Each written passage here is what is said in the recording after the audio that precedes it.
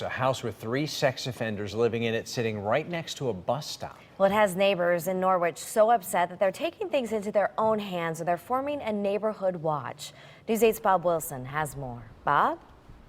Yeah, what got them so upset was how they found out about it. A mom says she was just walking down the street with her son, or child, and ran across a man was talking to him, looked down, and noticed that he had an ankle bracelet on, did some research, and found out that it was a home for registered sex offenders. I have my security system. I can make sure I close the blinds at night so you can't really see in that well. Vincent Cardente moved into this Broad Street neighborhood, and then 6 months later, the state set up a sex offender rehab house across the street. And I was shocked, especially since, I have my family and my little boy, and this bus stop right at the corner of my house. I have families and little kids that play in my yard. And some have been on the registry for 20-some years. Tonight, concerned residents started up the Neighborhood Watch program again and met at the school library. They talked about a plan as well as the concerns about the new house in their neighborhood. I'm really more concerned for the bus stop. I don't understand how you put them right there on the corner of a bus stop for 2-3 different buses.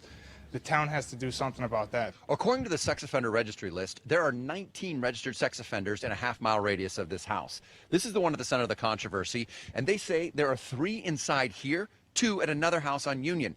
They believe those houses have the most numbers of registered sex offenders, and they're concerned the numbers could mean problems. The interim commissioner made that very clear that he was not going to close it.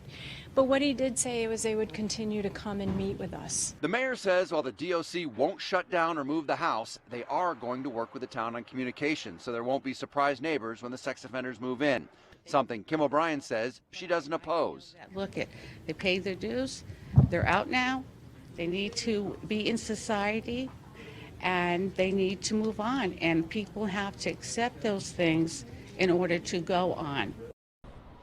I will say that she was one of the only ones we could find with that opinion. The meeting they came out of the meeting more determined than ever to keep an eye on their neighborhood. I'm Bob Wilson reporting live in Hartford, News 8.